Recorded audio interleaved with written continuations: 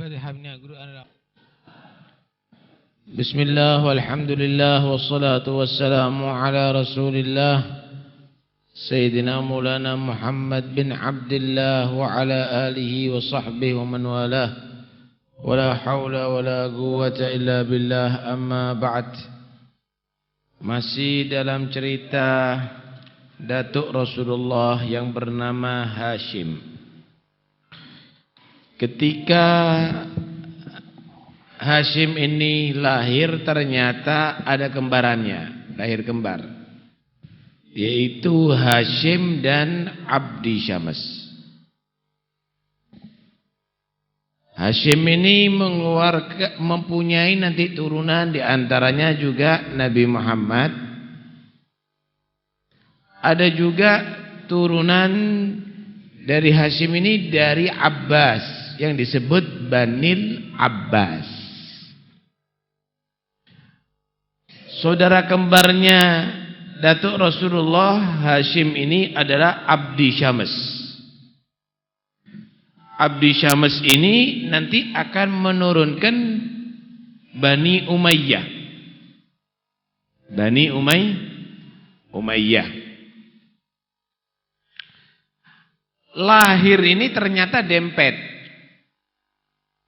Hashim sama Abdi Syams ini lahir dempet, cuma dempetnya bukan kepala dengan kepala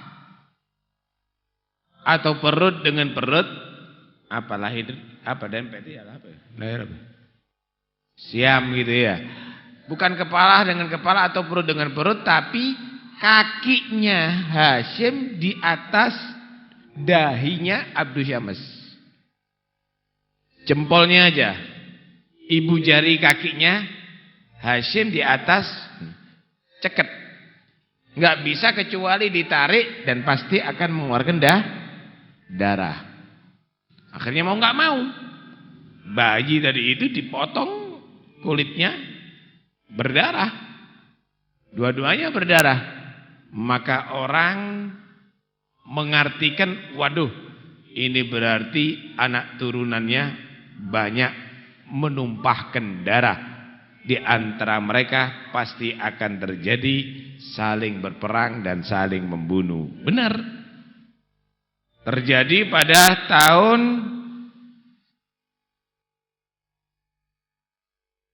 33 daripada hijrahnya Rasulullah sallallahu alaihi wasallam, 133 daripada hijrahnya Rasulullah. Terjadi bagaimana antara Bani Umayyah dan Banil Abbas perebutan khilafah saat itu. Wah, banyak yang gugur. Tapi yang jelas di zaman itu nggak ada apa-apa. Turunannya aja yang akhirnya mereka bentrok di antara mereka. Saudaranya Hashim ada Abdu Syams, ada Naufal, ada Muttalib. Nah, Muttalib ini nanti yang menurunkan Imam Syafi'i. Yang menurunkan Imam Syafi'i. Turunannya Muttalib disebut Banil Muttalib. Mereka itu disebut Al-Mujirin. Apa mujirin itu ya? Pelindung, penyelamat. Kenapa? Karena mereka menyelamatkan ekonomi kah? Menyelamatkan karena melindungi kah? Alhasil mereka disebut para penyelamat. Al-Mujirin.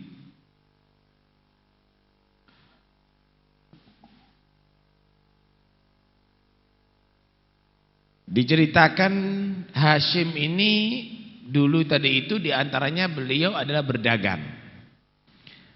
Perdagangannya kemarin sudah diterangkan bahwa beliau itu pertama yang menggagas perdagangan ke Syam dan ke Yaman pada 2 musim, yaitu musim dingin dan musim panas. Ila fi Quraisy ila fihim rihlatash syita'i was-shaif. Ketika beliau berangkat dari kota Mekah menuju ke Syam, melewati kota Madinah. Sampai di kota Madinah, ternyata beliau kepincut dengan seorang perempuan di situ yang bernama Salma binti Amr dari turunan Bani Adi ibnu Najjar.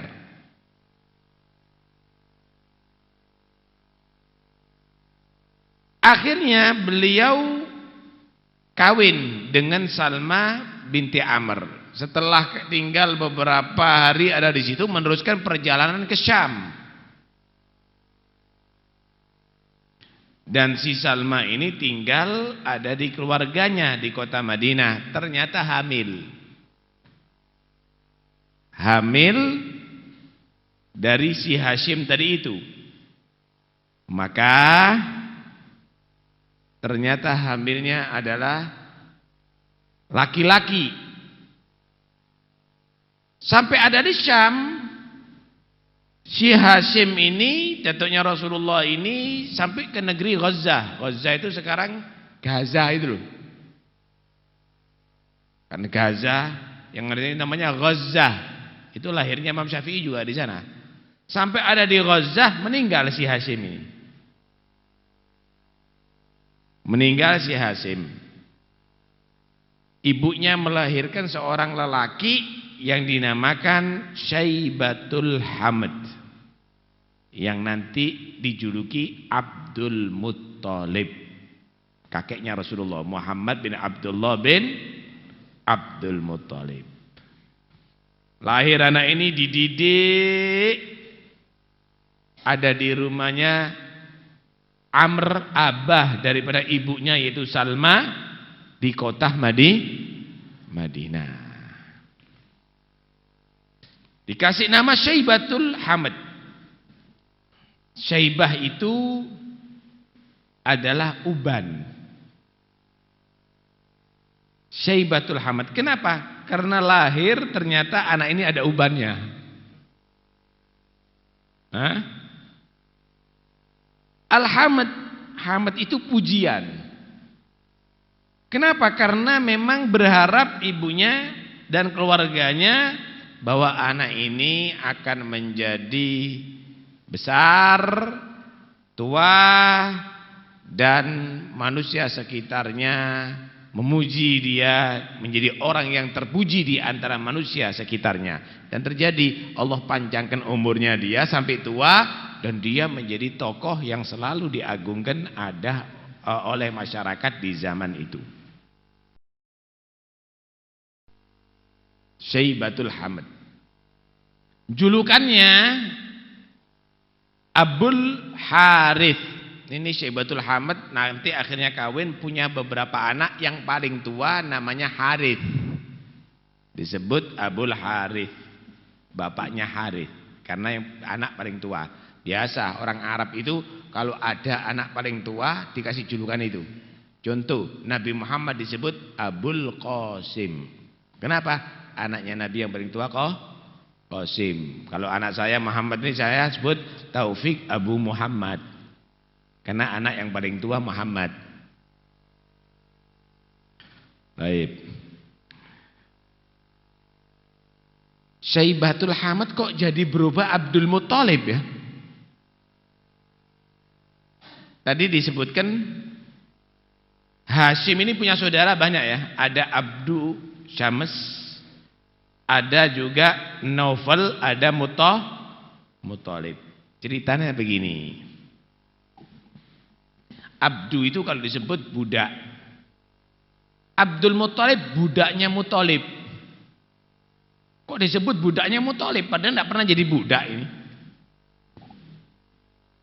Sebabnya begini.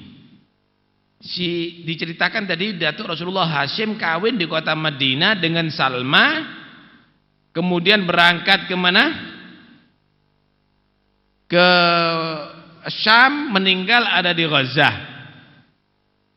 Akhirnya anak yatim yang lahir tadi itu ketika sudah agak besar tinggal bersama ibunya kan, ada di kota Madinah. Ketika sudah besar, nggak tahu ternyata keluarga yang ada di kota Mekah bahwa si Hashim punya turunan di kota Madinah. Karena memang dalam perjalanan kawinnya, ketika Muttalib, saudaranya Hashim ini, dia mampir ada di kota Madinah,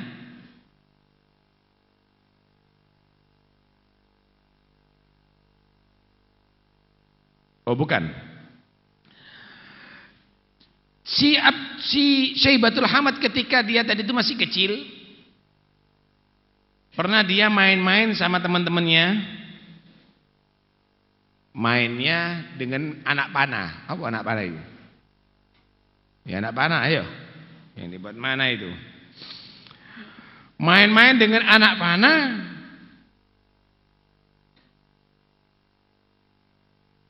Kalau menang dia tadi itu, kalau bahasa sekarang jimprak-jimprak, seneng begitu.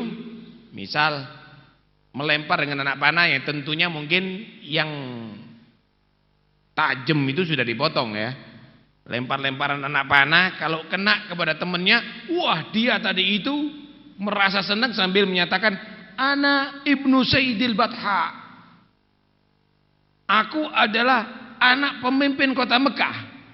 Karena Hashim pemimpin kota Mekah. Dia nggak pernah ketemu sama abahnya sama sekali. Di antaranya ada orang yang di kota Mekah tahu, loh, diampiri itu anak. Sambil katakan, siapa kamu?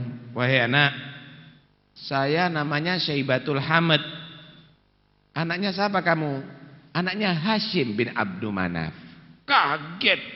Loh, guru saya misalnya, kiai saya itu, pemimpin saya itu.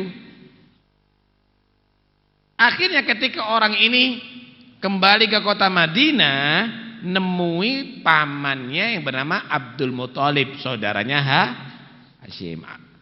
Pamannya yang bernama Muttalib, saudaranya Hashim, Muttalib bin Abdi Manaf. Waktu itu Muttalib lagi duduk ada di Hijr Ka'bah. Tahu Hijr enggak sampean? Kalau ada Ka'bah yang sebelahnya Ka'bah ada seperti U itu namanya Hijr. Ya, yang seperti U itu namanya Hijr. Ada di Hijr. Duduk ada di situ si Muttalib. Orang ini menghampiri. Yai misalnya. Tuan, pemimpin, tokoh, saya waktu ada di Madinah ketemu dengan satu anak namanya Syaibatul Hamdi, katanya anaknya saudara Anda Hashim. Hashim meninggal di Gaza. Iya, waktu di kota Madinah kawin dengan Salma dari Bani Najjar, punya anak ternyata. Apa benar kata dia? Iya, langsung berangkat. Nggak lama persiapan berangkat si Muttalib ini, paman daripada si Syaibatul Hamad, ke kota Madinah. Sampai di kota Madinah, tanya mana namanya Syaibatul Hamad, dilihat. Ngelihat Syaibatul Hamad ini langsung ingat ayahnya. Nangis, mirip dengan ayahnya. Kemarin sudah diterangkan sifat ayahnya. Ganteng, gagah gitu. Nangis. Dipeluk sama si Muttalib tadi itu. Akhirnya, kamu di mana rumahmu nak? Ada di situ. Kamu nanya siapa? Anaknya Hashim. Bapak saya pemimpin di kota Mekah dulu kata dia. Tapi meninggal kata dia. Aku pamanmu nak kata dia. Ayo antarkan aku ke rumah kamu, ayo. Diantarkan sampai ketemu sama ibunya. Si Muttalib ini ngomong sama ibunya, Bu, ini anak saudara saya. Dia datang ke sini dalam keadaan asing, Bu. Dan dia kalau tinggal ada di sini dia tidak dikenal, padahal bapaknya dikenal di kota Mekah. Kami dalam keluarga yang dihormati oleh masyarakat, oleh kaum kami. Kalau anak ini tinggal di kota Mekah, maka dia akan lebih terhormat daripada di sini. Madinah saat itu belum ada diminati sama orang, Pak. Madinah itu jadi mulia karena dari tempat hijrahnya Rasulullah. Dan sekarang ada kuburannya Rasulullah. Kalau dulu nggak ada orang seneng. Kalau dia tinggal di kota Mekah, dia akan lebih dihormati karena dia anak tokoh yang luar biasa.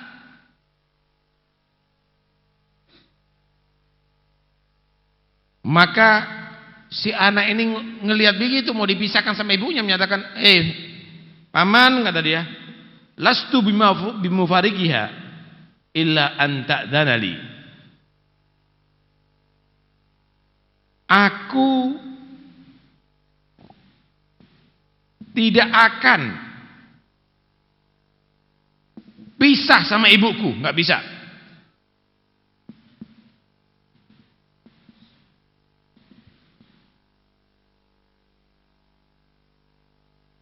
Aku tidak bisa pisah sama ibuku.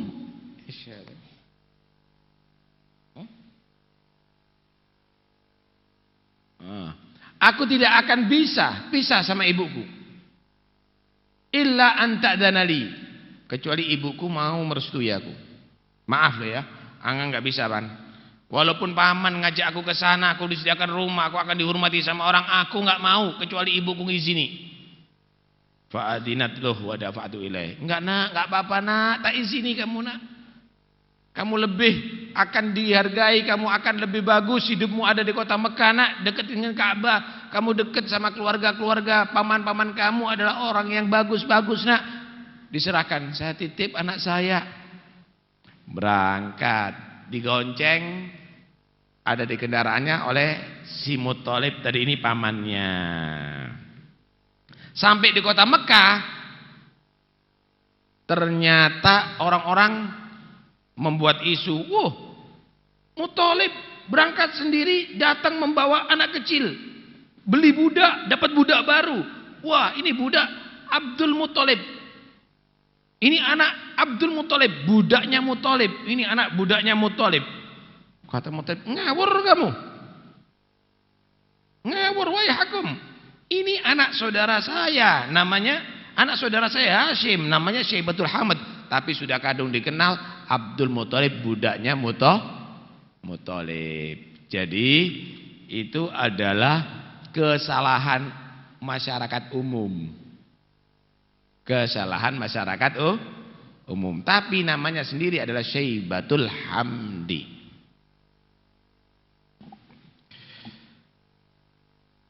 Kalau kita berbicara tentang siapakah Abdul Muthalib atau Syaibatul Hamdi, beliau adalah seorang ulama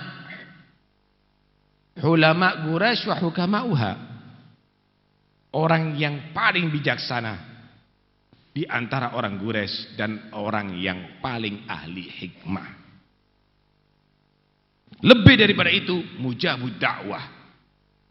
Doanya selalu diijabahi oleh Allah Subhanahu wa ta'ala. Jadi datuknya Nabi ini orang dekat kepada Allah, diijabahi doanya oleh Allah. Semua orang minta doa sama dia. Nanti akan diceritakan di sini bagaimana doanya dia yang mustajab. Saat itu khamr, minuman keras halal saat itu. Tapi beliau ini muharrimul khamr ala nafsih. Beliau mengharamkan khamr itu terhadap dirinya sendiri. Dia enggak mau. Mulai kecil enggak mau minum khamr. Padahal orang Arab saat itu adalah minum khamrnya lebih daripada orang barat sekarang. Tapi beliau tidak senang. Kenapa? Karena memang sudah terkontrol dengan cahaya Nabi Muhammad sallallahu alaihi wasallam. Wa huwa mafza' Quraisy fin nawaib wa malja'uhum fil umur. Beliau adalah tempat rujukan orang Quraisy. Kalau ada musibah, ada fitnah, ada masalah, pasti ke Abdul Muthalib, Syaibatul Hamad. Kalau ada urusan keluarga, untuk supaya terpecahkan dan cair, ke Abdul Muthalib. Tidak ada sedikit pun ikhtilaf, perbedaan pendapat di zaman itu bahwa Abdul Muthalib adalah pemimpin mereka. Sepakat. Kalau sudah Abdul Muthalib mau ke Ka'bah, disediakan tempat khusus. Disediakan sejadah khusus. Disediakan tempat duduk khusus. Maka tidak ada satupun orang yang mau menginjak tempat duduk itu. Babutnya tidak ada yang menginjak. Kenapa? Takut, khawatir, kualat nanti ini. Ini orang hebat. Ini orang dekat kepada Allah. Jadi beliau memang ditokohkan, diyakini sebagai wali Allah ada di saat itu. Dan kebiasaannya beliau selalu pergi ke Gua Hira untuk beribadah. Selalu pergi ke Gua Hira. Kalau datang bulan Ramadan, padahal Ramadan waktu itu adalah bulan biasa. Kalau datang bulan Ramadan, beliau tadi itu selalu malamnya pergi ke Gua Hira. Kemudian selalu dia memberikan makanan kepada orang-orang fakir miskin. Kenapa malamnya ke Gua Hira? Untuk khalwah. Tafakkur, memikirkan keagungan makhluk Allah Subhanahu wa ta'ala. Beliau dijuluki Al-Fayyad, orang yang apa ya, yang meluber. Apa meluber itu? Jadi kalau ada wadah diisi penuh sampai kacar-kacir, itu namanya fayyad. Kenapa? Kacer-kacir sedekai, saking akei, lijudihi wa karomi. Beliau juga disebut mut'imu tairis sama, orang yang memberi makan burung-burung yang di udara. Kenapa? Ketika paceklik, beliau menyediakan sampai naik ke atas gunung untuk burung-burung, menyediakan makanan untuk mereka. Luar biasa kalau kita lihat ini, dan panjang sekali cerita beliau, karena itu nggak mungkin akan kita ceritakan ada di majelis ini sampai tuntas. Dari cerita yang tadi ini kita bisa mengambil faedah. Pertama, ketika benih bibit tadi itu adalah baik, dan dari orang yang soleh ketemu perempuan yang solihah, maka insya Allah akan lahir anak yang soleh. Bapaknya Hashim, kemarin sudah diceritakan bagaimana si Hashim ini. Begitu hebat orangnya tadi itu, sampai wasiat, kumpulkan untuk jamu orang-orang haji nih, tapi jangan dari rezeki yang haram loh ya, harus dari rezeki yang halal. Aku tidak mengeluarkan kecuali dari rezeki yang halal dan didasari dengan niat yang baik. Kalau rezeki kamu tidak jelas halalnya, jangan dikeluarkan, karena ini tamunya Allah. Berarti orangnya adalah orang yang warok. Lah kalau sudah makanannya halal, kira-kira bibitnya ini yang jadi sperma dan mani ini apa? Halal. Bagus, bibitnya bagus. Istrinya solihah, ibarat bibit tanaman baik, kemudian tanahnya tanah subur. Kira-kira buahnya bagaimana? Bagus jadinya. Wal baladut thayyibu yakhruju nabatuhu biidzni rabbiha walladzi khabutha la yakhruju illa nakida. Karena itu kalau kepingin anak soleh, mulai toko bapak, makanan halal dulu pak, kemudian cari pasangan yang solihah. Aja ndelok rupane tok. Bintang film wis karat-karit akhlaknya dikawin. Kenapa? Karena dia hanya ingin terpuaskan nafsunya. Enggak mikir. Tidak punya dia rencana pingin punya anak yang soleh. Enggak, yang penting nafsunya puas. Tapi kalau dia tentu milih perempuan yang solihah, benihnya halal, Masya Allah, jadinya baik. Mungkin pernah diceritakan bagaimana Imam Syafi'i, bapaknya Idris yang makan delima sampai ditebus dengan dia siap jadi pelayan selama setahun. Ibunya seperti begitu, ini dikatakan enggak ngelihat, enggak mendengar, enggak berbicara, enggak berjalan. Anggapannya lumpuh, buta, tuli, bisu. Ternyata tidak pernah melihat kecuali yang halal, tidak mendengarkan kecuali yang taat, tidak berbicara kecuali dzikir, tidak berjalan kecuali untuk melaksanakan sholat berjamaah.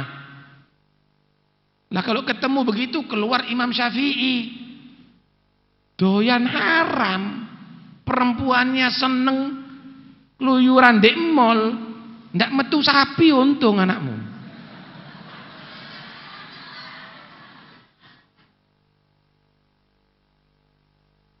Mulai daripada bapak dan ibu yang benar. Karena itu lek rapi, ojo nggawe kepuak. Jangan diukur dengan nafsu, tapi ukur dengan hati. Kira-kira pantas ndak dadi ibu anakku? Bisa didik anakku ndak ini? Itu. Jangan wis aku kadung seneng ya apa? Ya apa? Bongol kon. Ya apa? Ya ojo seneng dime. Ya jangan dibuat seneng-senengan kawin tadi itu, tapi buatlah niat untuk mempunyai anak yang ini yang pertama. Kedua, ketika sudah tepat orang yang soleh dan solihah ini kawin, kalaupun dan orang itu adalah orang yang baik, kalaupun dia tadi itu meninggal dunia, ini bukan orang meninggal dunia itu bukan direncanakan, kecuali kalau bunuh diri. Maka ketahuilah Allah tetap akan menjaga anak turunannya. Ibunya akan menjaga, keluarga ibunya akan menjaga. Nih lihat bagaimana hasilnya dari Hashim tadi itu, Abdul Muthalib. Coba kalau ibunya tidak genah, bapaknya meninggal, siapa yang mendidik? Ibunya. Bapaknya kiai, anaknya ahli nyanyi. Kenapa? Keluarga ibunya keluarga penyanyi. Bapaknya ahli ke masjid, anaknya ahli biliat. Kenapa? Keluarga ibunya bukan orang yang taat kepada Allah Subhanahu wa taala. Karena itu hati-hati loh ini. Nabi SAW bersabda, "Ikhtaru linutafikum fa innal 'irik dassas." Pilih-pilih kalau naruh mani itu. Dudu oyo iku mlebu nyanggot. Pere-pere kalau naruh mani itu di rahim yang bagus. Karena sesungguhnya al-irik dassas, watak itu akan nurun kepada anak kamu loh ya. Tadi bagaimana? Al-Habib Abdullah Al-Muhdar. Kalau sudah perempuan, rasa malu itu tidak ada, ojo ditoleh, masih ayu. Ling-lingan itu. Kalau dia tadi itu sudah memamerkan badannya di anggota kepada orang-orang, jangan ditoleh walaupun molek. Dan Nabi telah memberikan warning dalam masalah ini. Kata Nabi, "Iyyakum wa khadra'ad-diman." Qalu wa ma khadra'ud-diman ya Rasulullah? Qala al-mar'atul hasna mimman batisu. Hati-hati kamu dengan pohon yang hijau tapi di kalangan sampah. Maksudnya apa ya Rasul? Perempuan yang cantik tapi dari turunan orang yang jelek. Hati-hati. Metu maneng watek itu nanti keturunanmu nanti. Milio dari turunan orang yang soleh. Jangan karena nafsu. Dalam hadis yang lain Nabi SAW menyatakan fadhfar bidatid din taribat yadak. Memang perempuan itu disenangi, diminati itu karena wajah, karena keluarga. Yes kurang wajahi, tapi karena dompleng duwe pondok yes melok wis. Karena keluarga kan gitu. Karena anak bupati lemu. Paham ya? Kurang api, cuma kan anak bupati yes merem wis. Karena keluarga, kan gitu. Ada lagi karena kedudukan. Wah, karena dia tadi itu direktur Limalia karena kaya. Wah, karena pabrik gede. Kemudian tapi itu semuanya jangan menjadi pilihan kamu. Fadhfar bidzatid taribat yadak. Lihat agamanya, walaupun kaya agamanya enggak kena jangan. Walaupun cantik agamanya enggak kena jangan. Akhlaknya delok. Itu yang harus jadi pilihan. Ya ndolek pap sing komplit, Bib. Ayu, sugih, turunan orang baik, akhlaknya bagus. Gaya dhewe kon.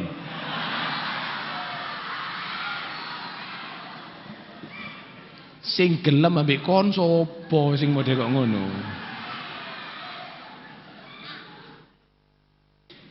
Kamu kalau milih hitung orang yang punya akhlak baik. Fadhfar bidatid din taribat yadak kata Rasulullah SAW.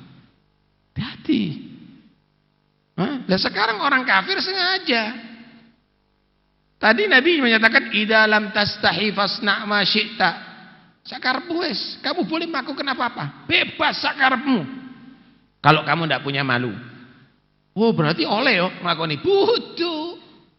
Artinya kalau kamu tidak punya rasa malu, kamu tidak terkontrol. Tidak izin. Walaupun dia tadi itu belum kawin, gandengan. Kamu akan berbuat apapun bisa memang. Tidak punya malu. Puasa Ramadan siang hari rokokan kudu tak tampek ae. Tidak malu dia. Padahal anak kecil puasa. Iki duwe putu tidak poso. Tidak masuk akal gitu loh. Ya inilah kalau orang sudah tidak punya malu, saudara. Maka dia akan berbuat dimanapun tidak malu dia. Di muka masjid kadang-kadang sholat Jum'ah, dia nggak sholat. Tidak malu. Padahal anak kecil-kecil dia berangkat ke masjid mau sholat Jum'ah. Kadang-kadang orang buta dituntun ke masjid sholat Jum'ah, dia nongkrong ada di luar. Kalau orang tidak punya rasa malu, dia akan berbuat seenaknya sendiri. Binatang itu. Nggak punya rasa malu itu.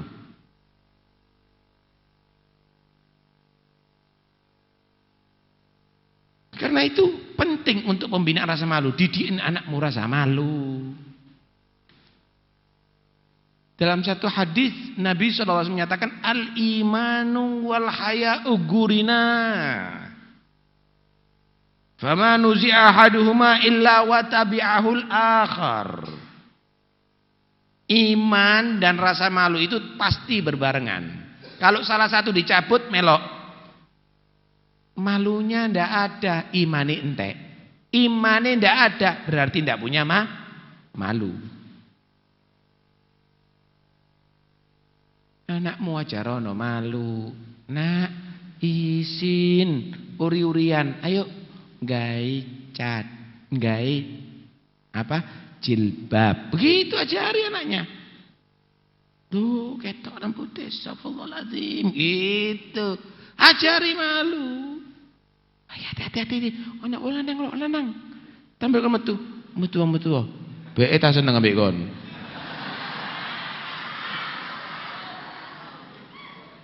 Enggak benar. Hati-hati ya.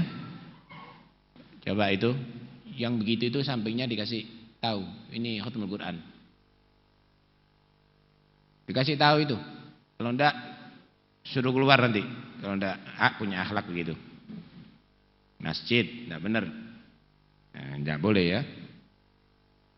Boleh tertawa, ini adalah bukan untuk hiburan, tapi ini menunjukkan bagaimana kamu tadi itu bisa membedakan ajaran agama dengan yang bertentangan dengan ajaran agama.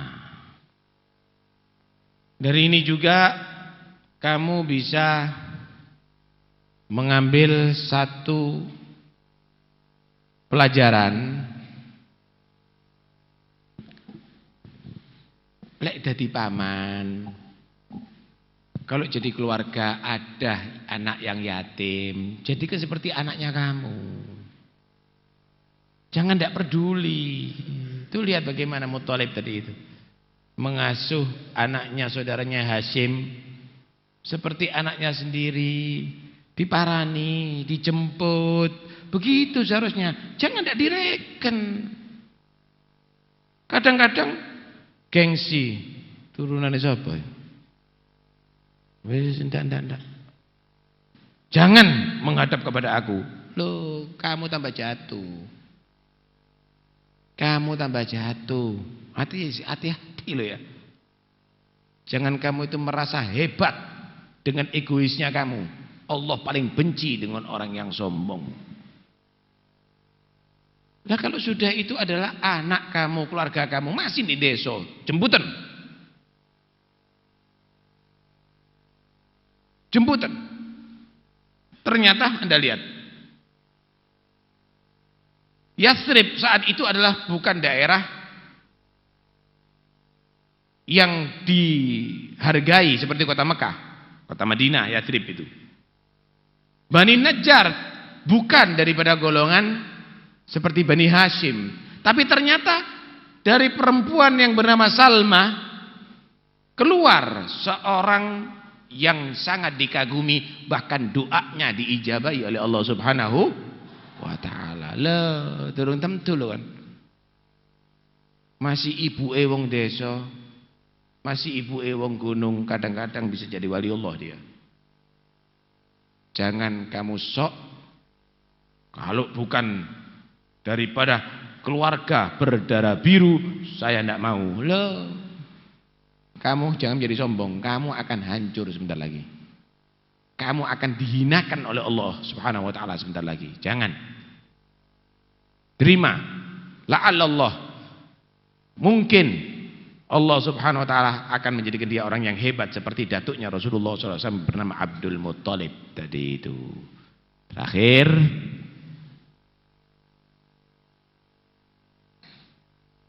cerita tadi itu menggambarkan kepada kita bahwa Abdul Muthalib orang yang senang ibadah kepada Allah, senang khulwah. Kira-kira yang senang khulwah ibadah kepada Allah sampai ke Hira, ibadah tafakkur, wong kafir atau mukmin ini?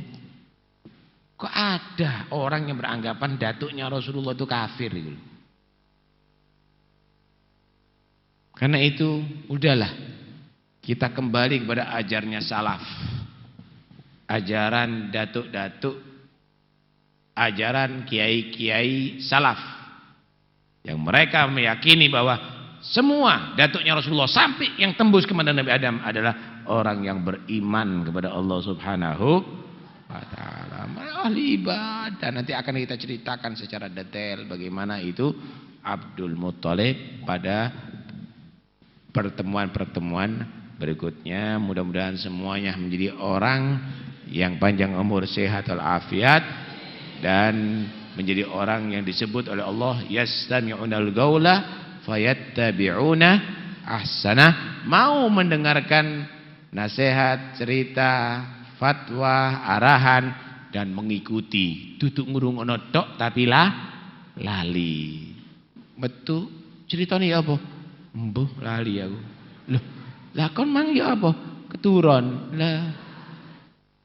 Karena itu benar-benar camkan, ini adalah cerita bukan untuk dongeng kepada Anda, tapi ini adalah cerita untuk supaya memberikan gambaran bahwa bagaimana Allah subhanahu wa ta'ala menjadikan garisnya Nabi ini mulai zaman Nabi Adam sampai muncul sebagai kekasih Allah adalah garis suci, garis lurus, garis putih. Mudah-mudahan kita insya Allah menjadi umatnya Rasulullah yang bisa membahagiakan hati Rasulullah. Amin, Allahumma amin.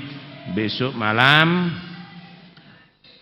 di Pondok Pesantren Salafiyah Kiai Al-Hajj Abdul Hamid, nah, tidak ada disediakan armada. Kemudian sebagaimana biasa, tolong masjid dijaga kebersihannya, jangan sampai ada yang kotor. Aqua jangan sampai dibiarkan ada di bawah sehingga nanti akhirnya kocar kacir mengotori masjid, hukumnya adalah haram. Afdhalu dzikri fa'lam anna